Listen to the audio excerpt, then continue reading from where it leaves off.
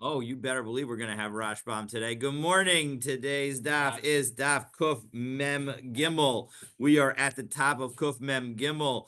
Let me share my screen and we will get started. So, yesterday we saw the case of a man say to his second wife, "My belongings are given to my sons, whom I will have from you." So that statement doesn't work. And the reason that that statement doesn't work is because those sons don't exist. They aren't even, the woman aren't even conceived yet. Exactly. Now, then he tells his son from his first wife that he should also collect, because the first wife's the son complains and says, "What about me, Dad?" And and so he says to the first son, "Acquire like one of the sons that I will have from the second wife." So meaning that you're gonna you'll acquire just like the sons from the second wife will acquire, and everybody will get an even Steven share. Now, we saw that there were two viewpoints. Viewpoint number one is the older son is given a present, even though the words of his through the words of his father, meaning that he gets a share in the upfront. Plus, of course, he shares in the inheritance of whatever is left. And then the other approach is that the older son does not get a present through the words of his father. And we explain the rationale of that second viewpoint. But I'll note that either way, everyone agrees that the sons of the second wife were not given a gift, since they were not even a fetus at the time that the father made the statement. And the older son would still inherit with the sons of the second wife, meaning this gift is not exclusive of the inheritance. It would be in addition to the inheritance. So we concluded yesterday with hearing the rationale for the second position. Specifically, the father effectively told the older son, "Acquire like a donkey," because just like a donkey can't acquire, similarly, the sons from the second wife can't acquire. So when the father said, "Acquire like the second sons," he was saying, "Acquire like a donkey." And just as acquire like a donkey doesn't work, so too, acquire like the second sons doesn't work. So now the Gemara considers slightly different language. And we're going to have a three-way machlokes about this different language. We are in the middle of the third line of Kuf Get Mem Gimel Amud Aleph. Fifth word on the line, at the chamor, that you and the donkey. So if I were to say that you and the donkey should acquire, so now there are three possibilities. We could say, look, the donkey can't acquire, so you can't acquire. That's one. Possibility is donkey can't acquire, but I'm telling you that I want you to share with the donkey, so you get half. And the third possibility is the donkey can't acquire. I'm trying to have you and the donkey acquire everything, so you get everything. Those are the three positions. Let's take a look, and we'll see that, in fact, those three positions line up with Rav Nachman, Rav Hamnuna, and Rav Sheshes. So let's take a look. So Rav Nachman Amar, Kana Mechza, you get half. Rav Hamnuna Amar, Lo Amar Klum. Rav Hamnuna says you don't get anything. Rav Sheshes Amar, Kana Hakol, you get everything. So we have those three opinions. Amar Rav Sheshes Mina Aminallah. How do I know that I think that I'm right, that you get everything? Titania, Rabbi Yossi Omer Ein Lecha Mar Bekishos Ella Penimi Shabo. That you don't have, that the bitter part of a catamelon. A catamelon is this very interesting, it looks like a cucumber, but it's actually more of a melon, and it's hairy, and it was extinct, but apparently they brought it back.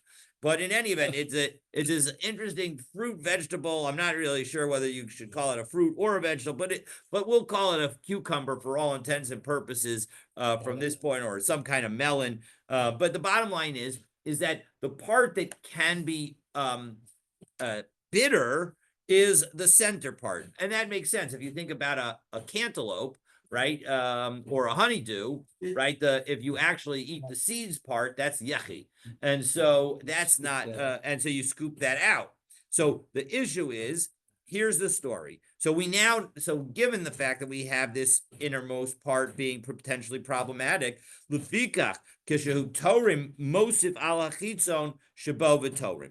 Well, when you take truma, you need to be careful because now truma, first of all, you can give any amount that you want, but we say that and this is the amount that's given to the Kohen, and we say that somebody who is generous gives 1/40th, somebody who's an average person gives 1/50th, and somebody who's not generous gives 1/60th. So let's say that the person is an average person, so he wants to give 1/50th. So he has 50 of these melons, and he gives one of them to the Kohen. Now the problem is, and let's take a look at Rashbam, Kishahu Torim. It's the Rashbam 2, 4, 6, 8, 9 lines down in the narrow lines of the Rashbam on Kuf Mem and Gimel Amud Aleph. Kishahu Torim Kishus, when he tries to take truma from this melon, Echad Mechamishim, and he's taking 1 out of 50, Ika Lamichash, we have to worry. Dilma Ika Mar B'Panimi, maybe there's bitter in the center of this. Shebezeh Tfei Me'inach, more than the others. Ve'ein kan echad mechamishim b'matok, and when you calculate the amount of sweet stuff, the good stuff, there's not 1 out of 50. There's less than that. V'nimsa Torah min hamar alamatok, and so he ends up trying to take truma from the bitter part of the melon for other sweet melons. But you know what? You shouldn't do that. There's a principle that you shouldn't do that. Hilka. Let's do honeydew. What? Yeah, you can do that honeydew. Exactly. Hilka. Kishahu torem mosif al matok kibetza. So as a result, add an extra egg's worth of sweet part from one of the other melons, and then you'll be good. Mikishus acheres from another melon. V'torem kishus v'kibetza al ha'arbayim v'teisha. And then you use that 1 melon plus a scoop to take truma on the rest. Ve'ika hashta matok betruma tova v'nimsa torah min hamatok al hamatok. And so as a result, you'll end up getting enough sweet. You'll have extra sweet melon, and as a result, now you'll be sure that you'll have 1/50th. So that's what you should do. But amai, why should that be necessary? At v'chamorhu, why not treat it as you and the donkey? Meaning, if in fact, so let's take a look at the Rashbam. Amai at v'chamorhu, she'amar kishuzeh yehe truma al elu. When I say that I want to take truma from this melon on the other melon, why should I even say that I'm really trying to do this 1/50th magic? Because why not just say that the sour part of this melon is taking truma on the sour part of that melon, and the whole and the sweet part of this melon is taking on the sweet part of that melon. The kaven yesh ba mar umatok ki hechi demar lo chayel bad truma v'lo mevatel shem tevel min hamemtet haki hamatok lo yachol alav shem truma elamai itle lememar hamatok kana hakol. Right. The point is that actually, so what he's saying is the following: that I should say, look, what am I trying to do? I'm trying to get the sweet on the sweet and the sour on the sour. But I didn't say that. Right. I didn't say that. So why not say that if you're going to tell me that you and the donkey should acquire, and you're going to tell me that you get nothing, right? This is Rav Sheshes arguing for his position that you get everything. If you get nothing, right? If you say that, if I say to you that you and a donkey should split my field, right? And according to Rav Hamnuna, you get nothing.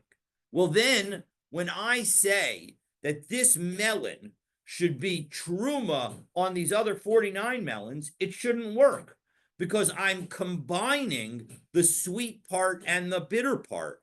And I'm saying, because the bitter part can't work on the sweet part. So I'm really saying that just the sweet part which is the edible part, even though it's out of this whole, I'm saying the sweet part should be on the sweet part, and you should get that.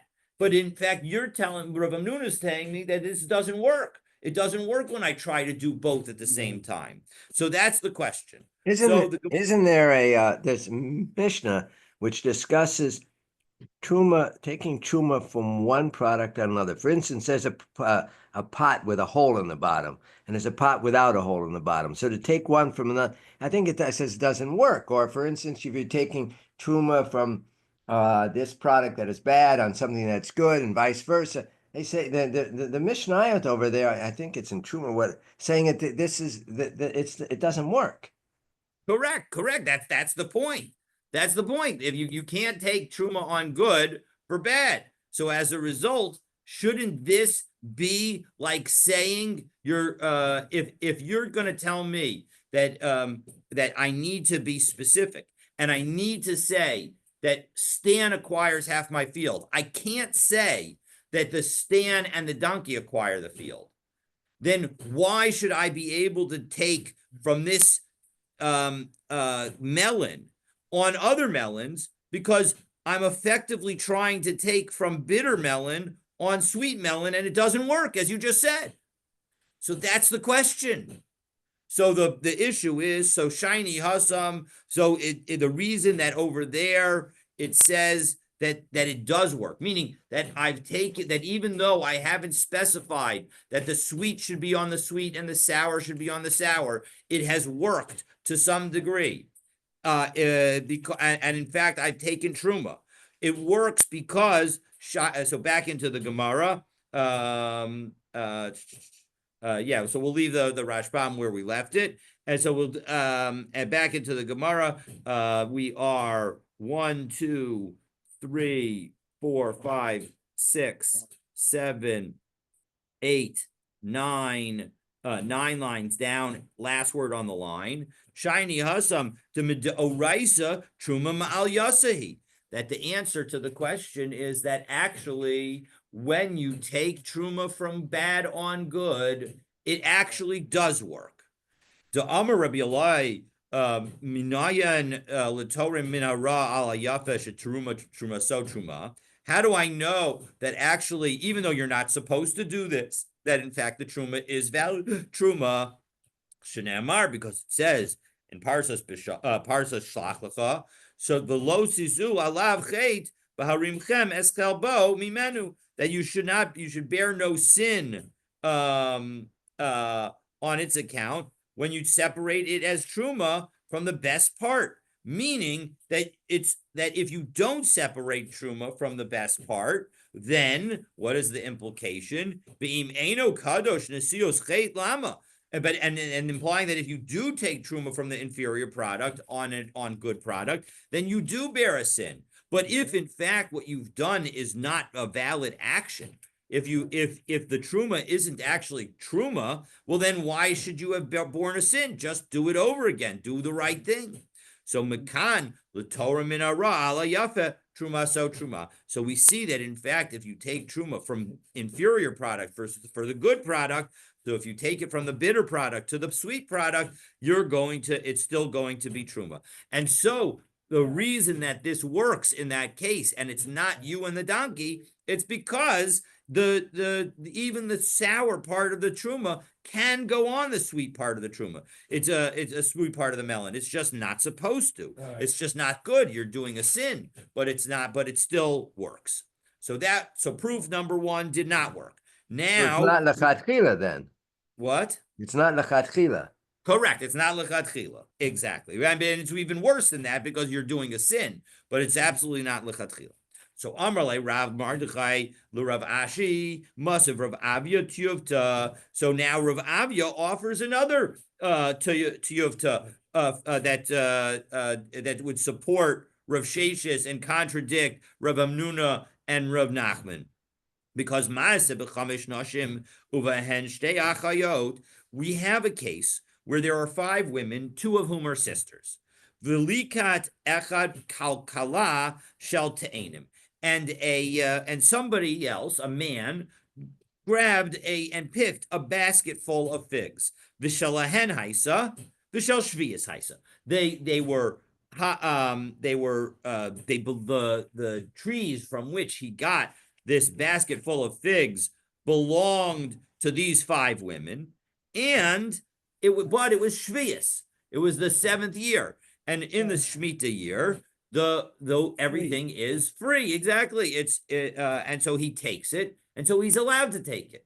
And now he says, "Va'amar harei kulchen mekedushot li kalazo." I want to marry all 5 of you with this one basket. Pretty good deal.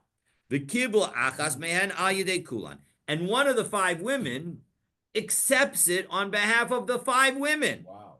So now the problem is that a man is not allowed to marry 2 women at the same time. So what happened? Two sisters at the same time. According to the Torah, he was allowed to marry 2 women at the same time, just not 2 sisters. And so in the Gemara says, Amru Chachamim, the Chachamim say, Ein achayos mekudashos. The sisters are not married. Achayosu de ein mekudashos. No, and what's the implication? The sisters aren't married, but the other women are married. Uh-oh. And so as a result, what does that show? Doesn't that show that here, even though you tried to make an acquisition for 5 different people and it doesn't work for 2 of them, it works completely for the other 3. Right. Isn't that what Rav Sheshis is saying, and not like Rav Hamnuna and Rav Nachman? So v'amai at v'chamorhi. According to you, Rav Nachman and Rav Hamnuna, it shouldn't work because it's a case of you and the donkey. So Amar Le Hainu dechazai Rav Huna bar Avya b'chel ama. That actually this was why. So first of all, Rav Ashi responds and says, "Wow, you've now answered something that I didn't understand. Now I understand why I saw Rav Huna bar Avya in a dream.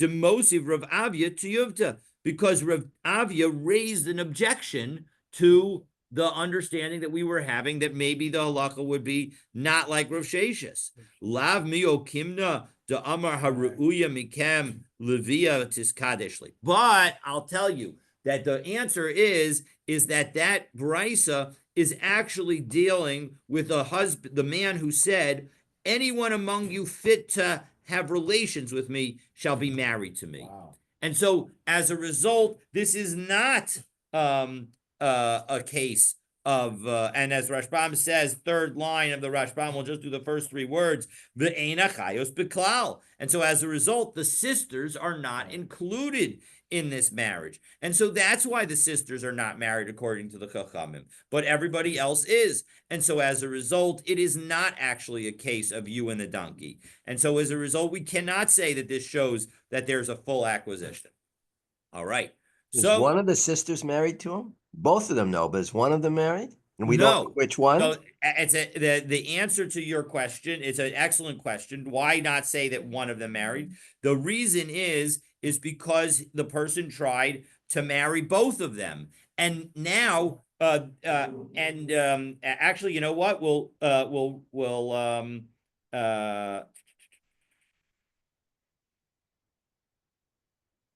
the Rashbam doesn't explain it in detail, but the Gemara elsewhere, when it talks about this case, is dealing with the question of whether or not there is a requirement Wow. that you be able to have relations with your wife in order for the marriage to work.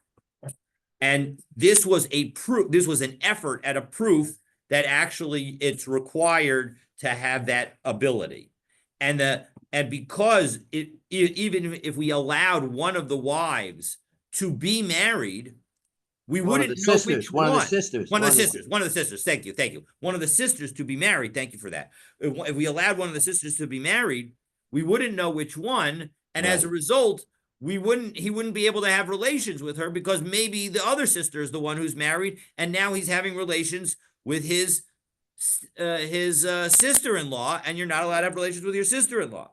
So the other approach is the following, and so that's why this is why it wasn't a proof in that Gemara over there. The other approach is that, look, whenever you try to do two things at the same time, it has to be that you could do them one after the other. And if you can't do them one after the other, then when you do them at the same time, it doesn't work. And since he couldn't marry the second sister, well, then as a result, even the first sister won't work in that situation. So you ask an excellent question, and those are the two approaches that the Gemara takes to answer it. So you're absolutely right that maybe you might have thought that one of the sisters should be married, but the answer is that no matter how you understand it, both of the sisters end up not being married. And so that's the reason. Those are the reasons. Okay, so now we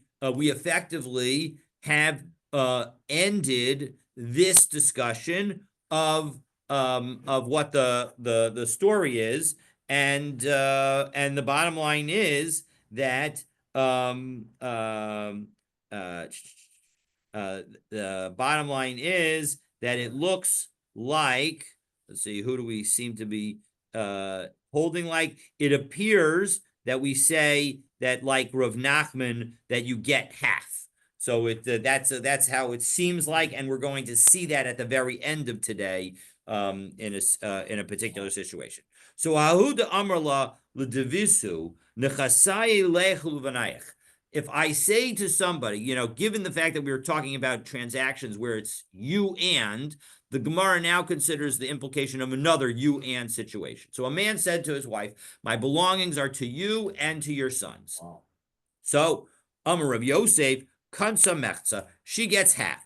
For Amar of Yosef, Mina Minalach, how do I know that? The Tanya Rabbi Omer, because we have a brisa where it says, the Rebbe tells us, Ba'isala Aron Luvanav. This is discussing the bread, the showbread, the lechem upon him, that the Aaron and his sons would share. And when it says Aaron Levanav, the implication is mechza Aaron, mechza Levanav. Half goes to Aaron and half goes to the sons. So Amar le Abaye says Bishlam Hasan Ara Bar Kalukahu. Well, 1 second. I can understand over there why Aaron would get half, because if Aaron wasn't mentioned, since he's a Kohen, he would get a piece anyway. And so now that we mention him, Lahachi Paret Be Brachmana Mishkal Palga. And the reason that the Torah mentions him is specifically so that he gets half. But Isha Labas Yerushahi, but the wife is not doesn't get an inheritance. Maybe it should suffice for her to get like one of the sons, meaning that how do you know if there are 3 sons? How do you know that she gets half and the sons get each 1/6? Maybe everybody gets a quarter.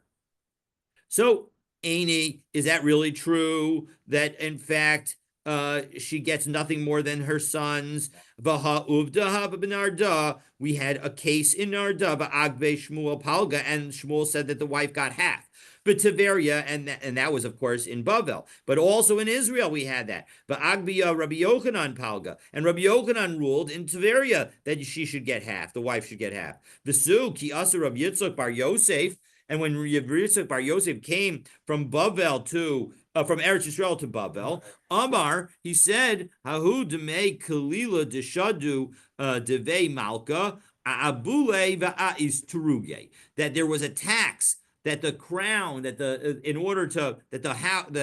royalty put in order to get a crown, and that tax was on the wealthy and on the officers. And Amar Rebbe, and Rebbe said, what does that mean?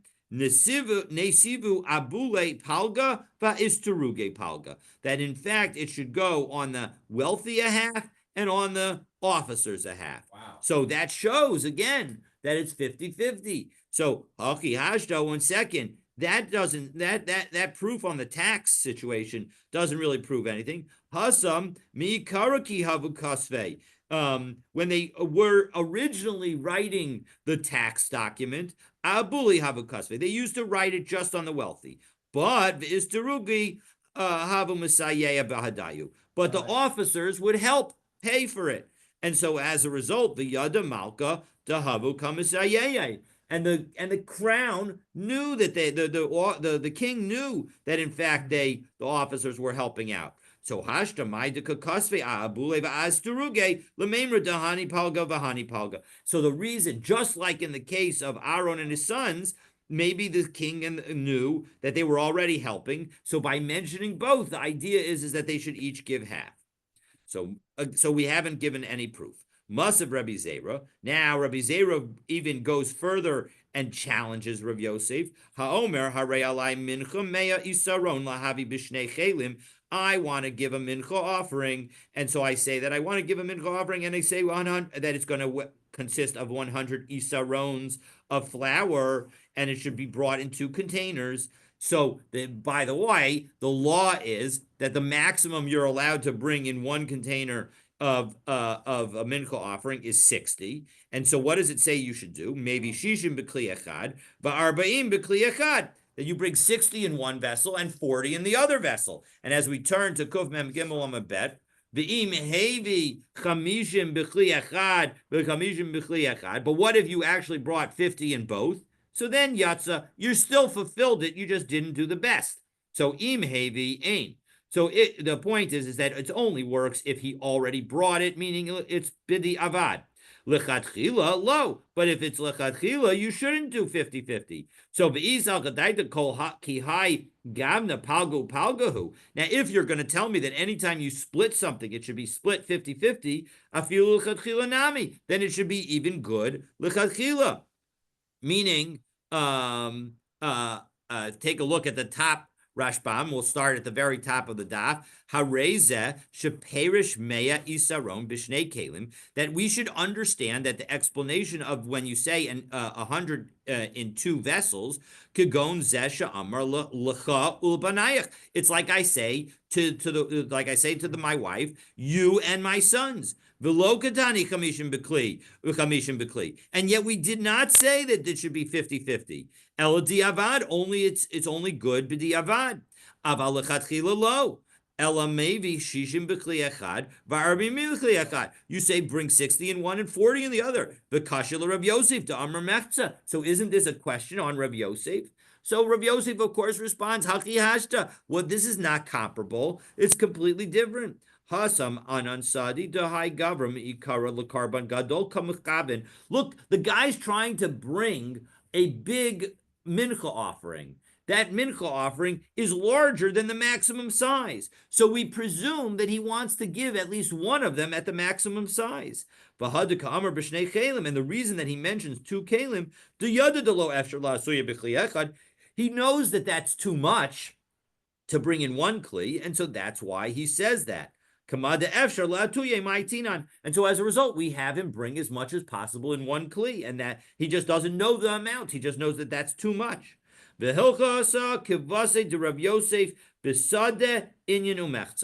in fact, we're going to say that the halacha is like Rav Yosef in 3 cases. One is a case of a field. That takes us all the way back to Daf Yud Bet Amabet, where we had an heir who wants property adjoining the father's property. And there were 3 different rulings there. And again, all 3 of them, the halacha is like Rav Yosef.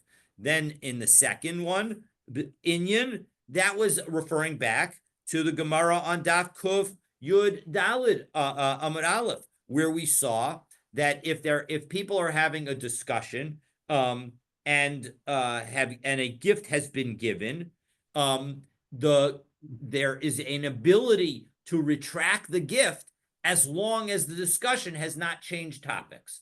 But if there's been a change of topics, so then the gift is over and it's already complete and you cannot undo it.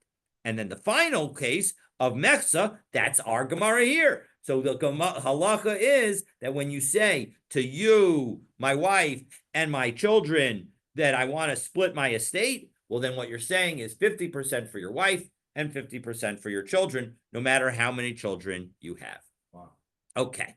And the Rashbam says here, V'hilchas kavase de Rav Yosef b'sadeh. So this is 1, 2, 3, 6, 9, 12, 15, 16 lines down, end of the line, and then 17 lines down in the narrow lines of the Rashbam.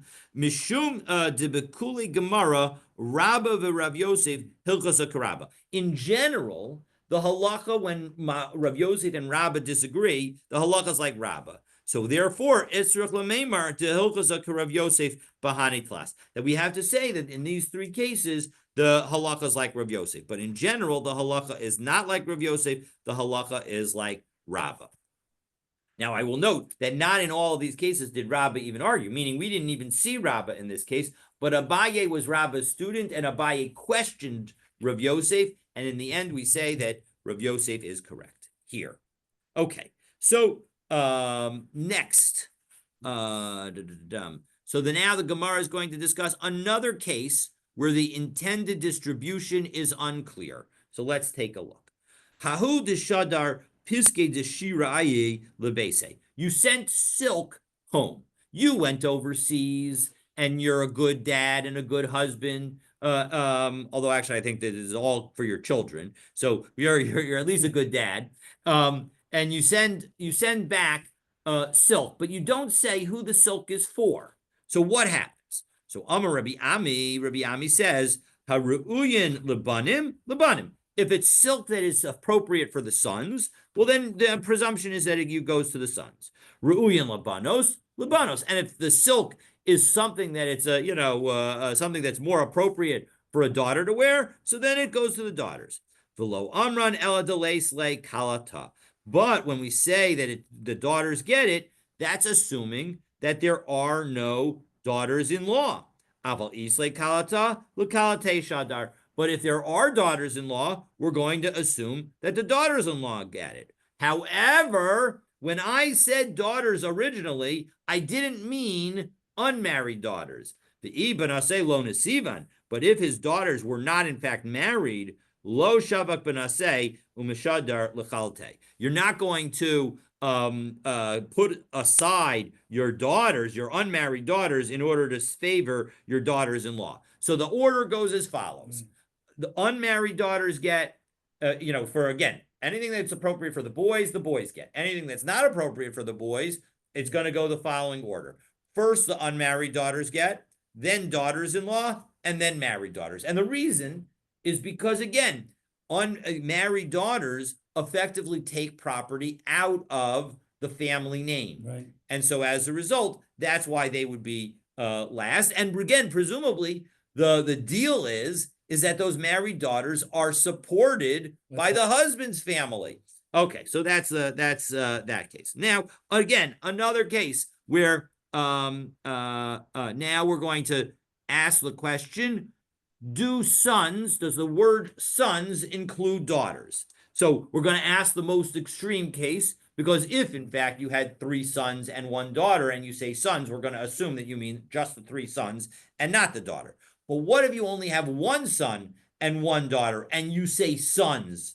What about then? So if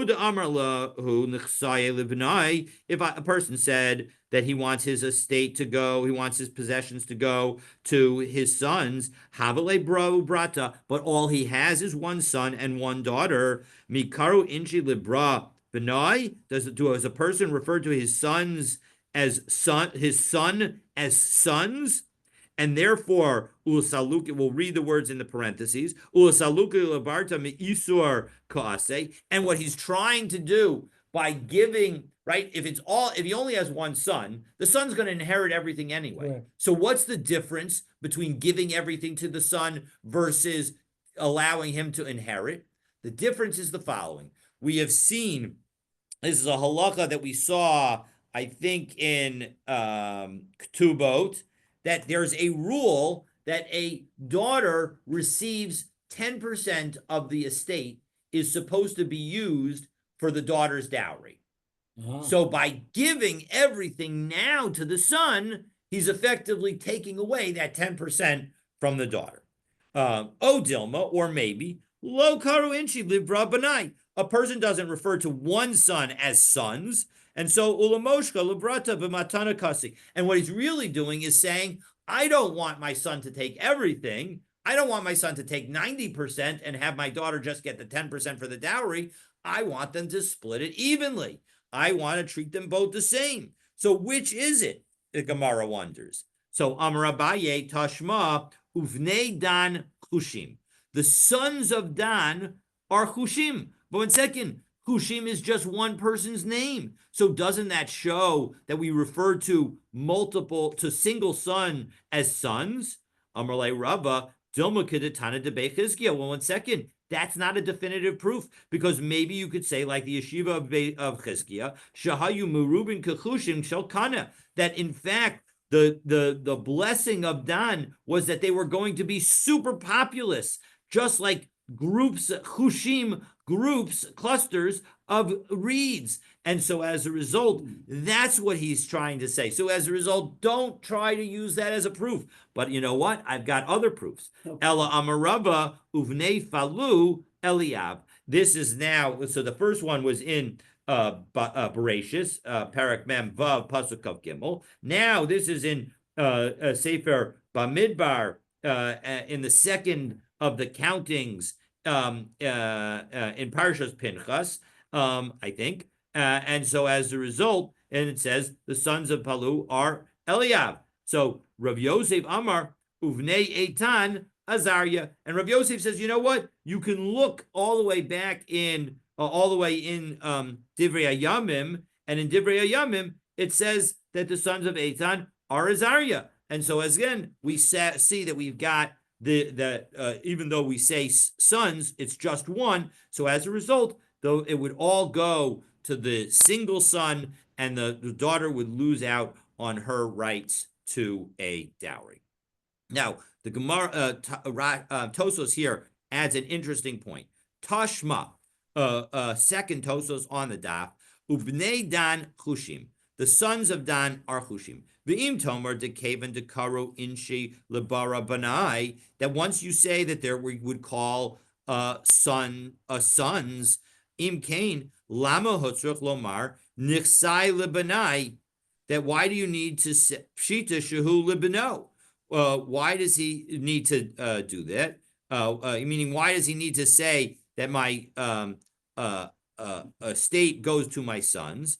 It's obvious that it goes to his son. Yesh lomar de isra she'imatza daitike omatana shelo yeh baklum. So the point is that this is actually answering the question in a different way about the daughter's right to her 10% dowry, and suggesting that actually, if I were to have, we saw this document before, there's something called a daitike, where in fact I can write a gift now for after my death. So that gift I have the ability to retract.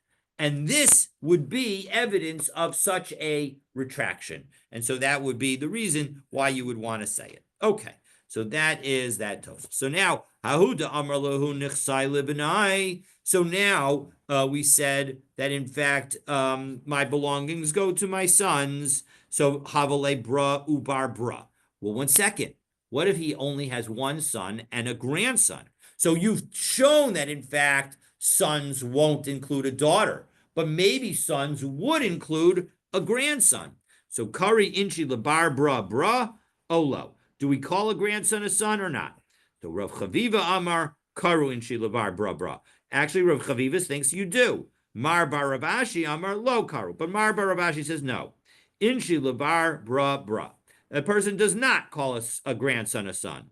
So, and Tanya Kavasi to Mar Baravashi, and we actually have proof that Mar Baravashi is probably right, because Hamudar Hanam Ibanim, if you say that you're not going to gain benefit from your son, from your sons, Mutar Bivnei Benanim, you're allowed to benefit from your grandsons. And so as a result, that shows that grandsons are not included in sons. All right, so that brings us to the next Mishnah, and the next Mishnah addresses changes in value of the estate based on someone's efforts. So let's. We saw earlier in this Gemara and elsewhere that we group the generations, multiple generations, as inheritors, so that the son, the grandson, the grandson, the grandson, they're all considered as that line. So that would Correct. suggest that the grandsons and the great grandsons are part of the sons, right? And in Well, fact, that could be part, again, we're trying to understand if I say that my sons get this present, am I including any grandsons? And so you're absolutely right that the fact that that when I say that sons inherit is what enables grandsons to inherit, you're absolutely right that one could make that argument. And that may be part of why you have the two different opinions here, the opinions of Rav Chaviva and Mar Baravashi.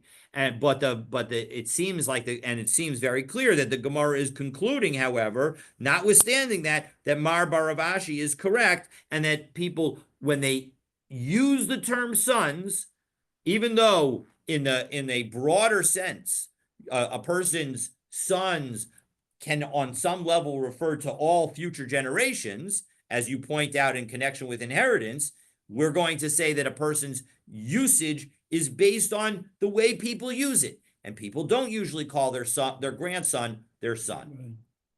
so is it that we're making a distinction between a gift and inheritance here? Well, So whereas an yes. inheritance, it would be considered a son, that's Well, grandson, and a grand, it's not, but a remember, gift not? it's not that a grandson would be considered a son. When a grandson inherits, it's only because the son has passed away. So the son would inherit ordinarily, but the grandson sits in his place. So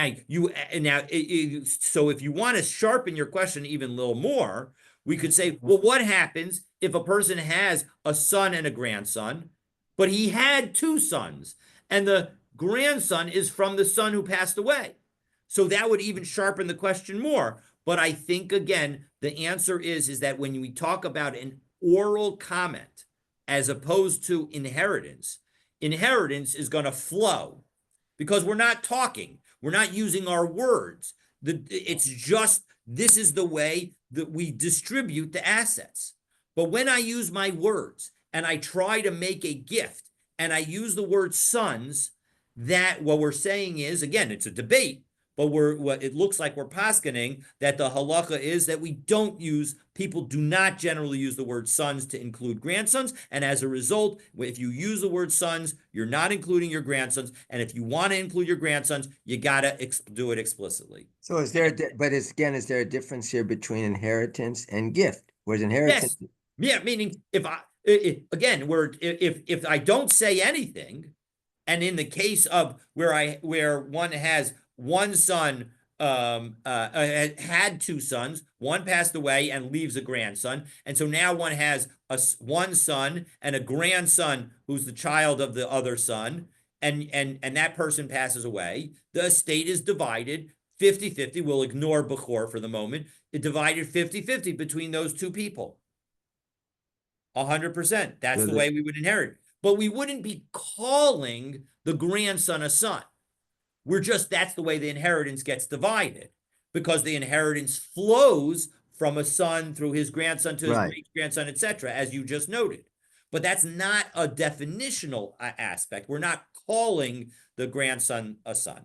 So here And so in this case, but we're if I use my words, then my words will take a precedence. it seems like the Gemara here is talking about a gift. He's giving something 100%. rather than inheritance. Correct.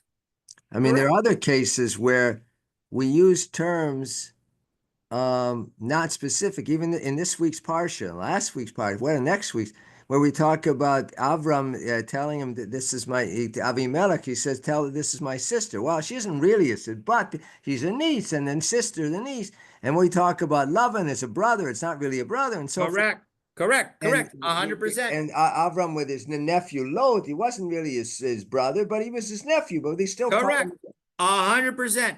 100%. But it seems like when we give a gift, we're going to say you've got to be explicit and specific.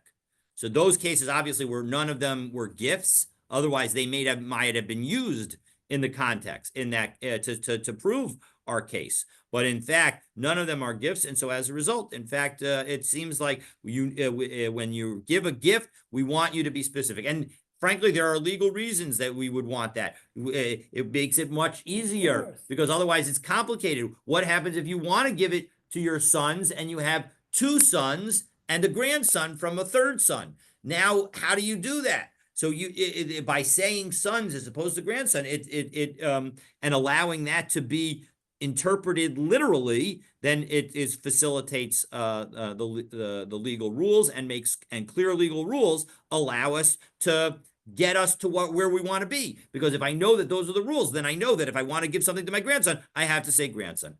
All right, but let's go. Let's keep going, because I want to get to do the Mishnah and a little bit further. So haniach banim gedolim getanim. If somebody leaves over older sons and younger sons, hishbichu gedolim es hanechasim, and now the older sons help make the estate worth more. Hishbichu leemsa. That additional value that has now been improved in the overall estate, it goes to the middle. And the Rashbam explains that it means that everybody shares, that it's shared equally.